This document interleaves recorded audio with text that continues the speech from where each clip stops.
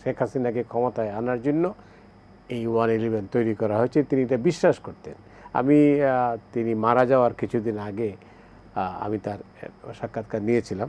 আমরা খালেদা জিয়ার গ্রেপ্তারের কথা দেখেছি এবং গ্রেপ্তারের পরপর আমরা যে ঘটনাগুলো সেটি হচ্ছে যে তাকে আদালতে হাজির করা হয়েছিল।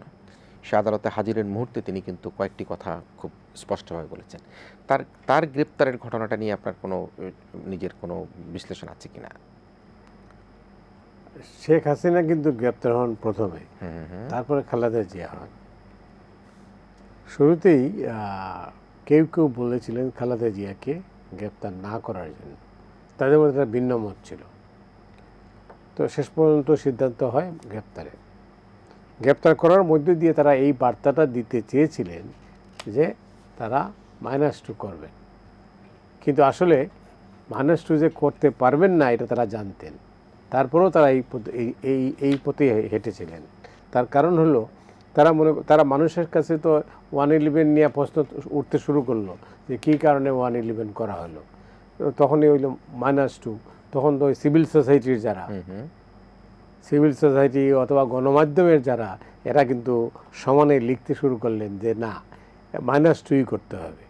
তো এই ফলে হয় কি, এটা স্বাভাবিক কারণে এটা প্রতিক্রিয়া হয়েছিল, মানুষের মধ্যে দেখতে চাইছিল এটাই। খালেদা জিয়াকে গ্রেপ্তারের পর তিনি তো জানতেন কি গ্রেপ্তার করা হচ্ছে, কেন করা হচ্ছে এবং কি প্রতিক্রিয়াটা।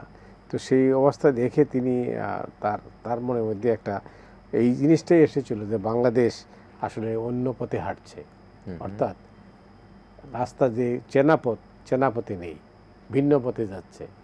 রাজনীতিতে তাকে সরিয়ে, এটা পরিষ্কার তার মধ্যে, তাকে সরিয়ে অন্য একজনকে মানে শেখ হাসিনাকে ক্ষমতায় আনার জন্য এই 111 তৈরি করা হয়েছে, তিনি এটা বিশ্বাস করতেন। তিনি মারা যাওয়ার কিছুদিন আগে আমি তার সাক্ষাৎকার নিয়েছিলাম। তখন তিনি আমাকে কিন্তু এই কথাটা বলেছেন যে আমি নিশ্চিত ছিলাম যে 111 তৈরি করা হয়েছে বিএনপিকে ধ্বংস করার জন্য, তিনি এটা বিশ্বাস করতেন। তো যাই হোক, তো পরিস্থিতিটা তখন কিন্তু টালমাটাল ছিল, এটা স্বীকার করতেই হবে। পরিস্থিতিটা তৈরি করা হোক আর তারা তৈরি করেন, এটাই কিন্তু এরকমই ছিল। করাপশন, দুর্নীতিও ছিল।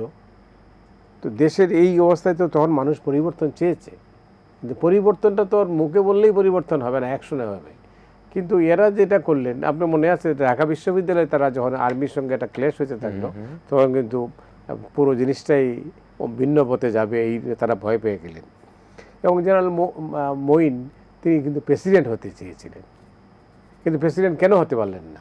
তাদের মধ্যেই ভিন্নমত হলো যে না, এখানে আবার ক্ষমতার লড়াই ছিল।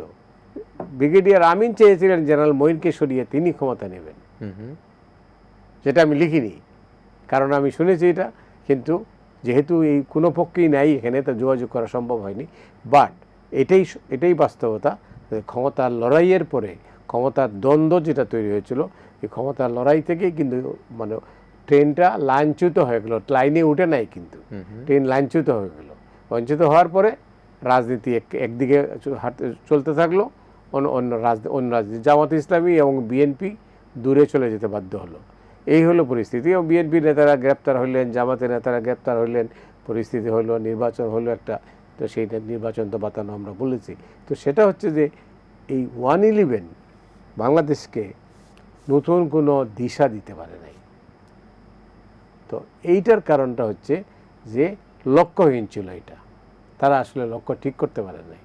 বঙ্গভবনে যেভাবে প্রেসিডেন্টকে তারা মানে অস্ত্রের মুখে বাধ্য করেছেন তিনি এটা তার পদ ছেড়ে দিতে, প্রেসিডেন্টের পদ নয়, এটা হচ্ছে তো মানে কেয়ারটেকার সরকারের প্রধান হিসাবে, এটাও একটা ভুল সিদ্ধান্ত ছিল বিএনপির।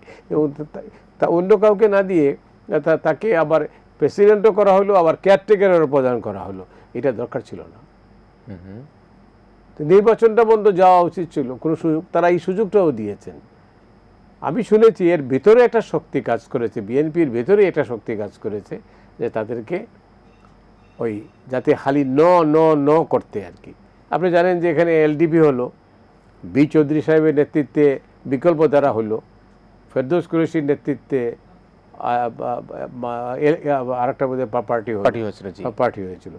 সবই তো সব ইঞ্জিনিয়ারিংয়ের ফসল। এটার প্রত্যেকটার পিছনে সেনাবাহিনীর ভূমিকা ছিল।